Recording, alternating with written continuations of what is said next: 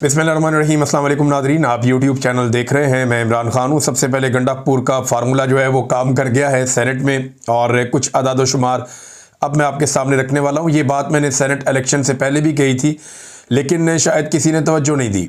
कम से कम एक सीट और ज़्यादा से ज़्यादा 3 सीटें गंडापुर ने गिफ्ट की हैं इस वक्त पीडीएम की जमातों को।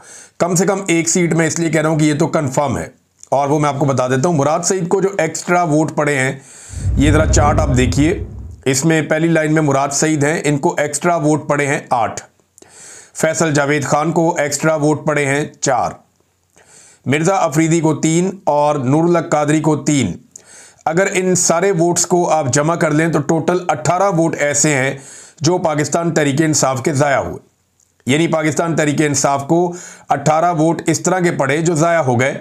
अगर पाकिस्तान तहरीक इंसाफ अक्लमंदी से इलेक्शन लड़ती, या उनकी नीयत होती एक सीट और निकालने की, या एस्टेब्लिशमेंट की तरफ से इजाज़त होती, जो दस्तयाब की आदत है पीटीआई की उनको, कि वो एक सीट और निकाल लें। क्योंकि देखें ना, 2/3 अक्सरियत भी तो पूरी करनी थी ना। वो जो एक गोल्डन फिगर था 5 सेनेटर्स का, वो भी अपोजिशन को देना था। लिहाजा कौमी असम्बली में तो उन्होंने अपनी 2/3 अक्सरियत पूरी कर ली है। अब सेनेट में उन्हें 2/3 अक्सरियत चाहिए थी, ताकि इसके बाद जब भी वो कभी आईनी तरमीम करें तो पाकिस्तान की मिलिट्री एस्टेब्लिशमेंट को किसी किस्म की दिक्कत ना हो, या उन्हें दोबारा मार धाड़ ना करनी पड़े, बंदे ना उठाने पड़े, एमएनए जो हैं या सेनेटर जो हैं उनको गायब ना करना पड़े। तो बस किसी से कुछ लेना देना नहीं है। अपोजिशन के बंदे इकट्ठे किए, उनसे आईनी तरमीम करवा ली, जो दिल किया, चाहे वो फाटा को वापस ले जाएं, चाहे वो मादनियात छीन लें खैबर पख्तूनख्वा की, जो मर्जी करें, वो उनकी मर्जी है। बहरहाल ये तो फिगर जानबूझकर ऐसा लगता है कि बंदोबस्त किया गया कि 5 सीटें अपोजिशन को देनी है। अब ये देखें कि 18 इजाफी वोट जो ज़ाया किए गए, जिनमें 8 वोट मुराद सईद को, 4 फैसल जावेद को, 3 मिर्ज़ा को और नूरुल हक कादरी को दिए गए। ये 18 वोट अगर ना दिए जाते और ये खुर्रम ज़ीशान को पड़ जाते, या ये इरफान सलीम को पड़ जाते, तो वो भी सेनेटर बन जाते। कैसे? आइए मैं आपको बताता हूँ। आप अपोजिशन की अगर 3 सीटें देखें जो वो जीते हैं, तो उनमें एक सेनेटर तलहा महमूद हैं, उन्हें 18 वोट पड़े हैं। अताउल हक हैं, उन्हें वोट पड़े हैं 17, और नियाज अहमद हैं, उन्हें वोट पड़े हैं 17। तो इस तरह जो अपोजिशन के वोट हैं वो 18, 17 और 17 थे। अपोजिशन का जो टॉप वोट लेने वाला शख्स है उसको 18 पड़े हैं, और यही फिगर हमेशा निकलना था, क्योंकि वो 2 को 18 दिला देते तो तीसरे के 16 रह जाते। तो उनका एक तीसरा उड़ना ही उड़ना था। अगर ये 18 वोट जो इजाफी हैं ये पाकिस्तान तहरीक इंसाफ अपने 5वें उम्मीदवार को दिलवा देती, तो सादा सी बात है, इसमें कोई रॉकेट साइंस नहीं है। लेकिन ये सीट दे दी गई जानबूझकर अपोजिशन को, ताकि एस्टेब्लिशमेंट भी खुश हो जाए, अपोजिशन भी खुश हो जाए, और मुराद सईद सेनेटर बन गए, इस पर पाकिस्तान तहरीक इंसाफ का नजरियाती कारकुन भी खुश हो जाए। एमल वली खान ने जो है वो बड़ी ज़बरदस्त तनकीद की अली अमीन गंडापुर पे। वो ये कहते हैं कि अली अमीन को मुबारक हो, अली अमीन ने पीपल्स पार्टी का सेनेटर भी बना दिया, जमीयत उलमा इस्लाम का सेनेटर भी बना दिया, मुस्लिम लीग नून का सेनेटर भी बना दिया। अल्हम्दुलिल्लाह अली अमीन पीडीएम को पूरी तरह सपोर्ट कर रहा है। मुझे ताने दिए गए, गालियां दी, खुद पंजाब से बंदा लाकर पख्तूनों का नुमाइंदा बना दिया। ये जनाब एमल वली खान ने कहा है अली अमीन गंडापुर को। अब बातें तो सुननी पड़ेगी। पाकिस्तान तहरीक इंसाफ में बड़ा सख्त मौक़िफ़ है इरफान सलीम के मामले को लेकर, जिसने रोते हुए ये कहा कि मैं अपने कागजात नामजदगी वापस ले रहा हूँ। ये वो वर्कर है जिसका सर फट गया, ये वो वर्कर है जो कई दफ़ा गिरफ्तार हुआ, ये वो वर्कर है जो कई दफ़ा ज़ख्मी हुआ, ये वो वर्कर है उसने अपना घर बार नहीं देखा, दिन रात नहीं देखा, ये वो वर्कर है जो बचपन से इमरान खान के साथ है। अपनी सियासत का आगाज़ ही इसने इमरान खान साहब से शुरू किया।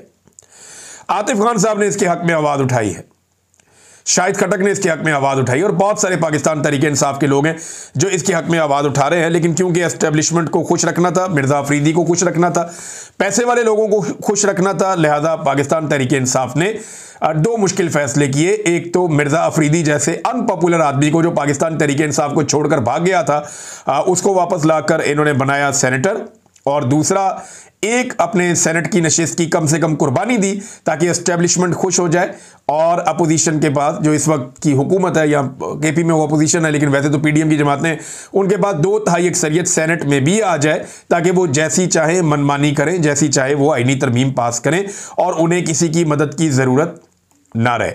तो ये अब एक गेम है और इस पर बहुत सारे और लोग भी आवाज़ उठा रहे हैं। ये आवाज़ तो उठती रहेगी।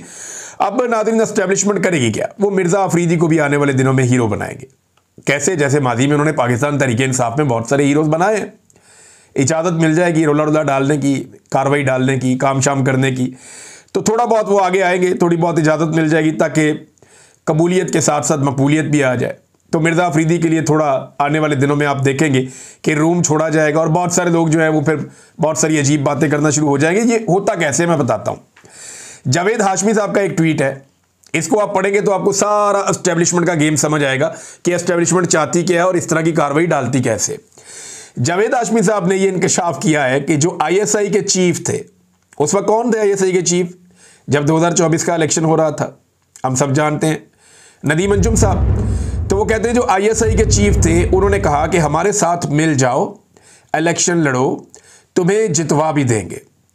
यानी नदीम अंजुम साहब के बारे में वो कह रहे हैं कि ISI के चीफ ने कहा हमारे साथ मिल जाओ, इलेक्शन लड़ो, हम तुम्हें जितवा देंगे, हमारे ऊपर जितनी मर्जी तनकीद कर लेना।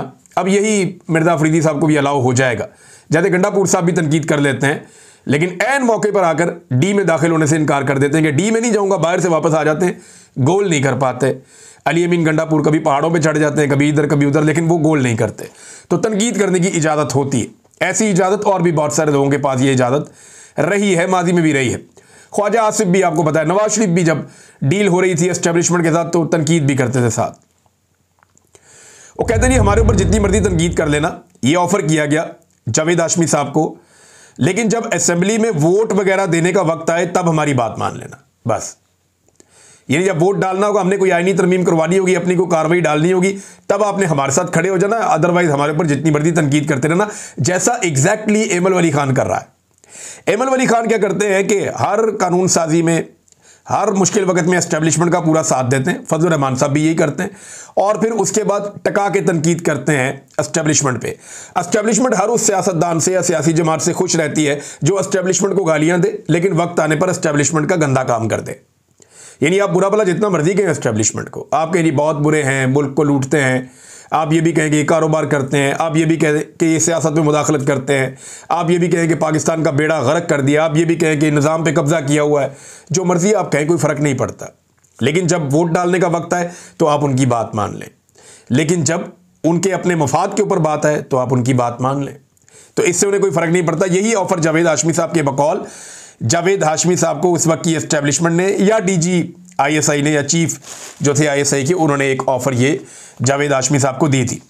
नादरीन, अब क्योंकि तहरीक का वक्त आ रहा है तो लाहौर में गिरफ्तारियों का सिलसिला बहुत तेज़ हो गया है।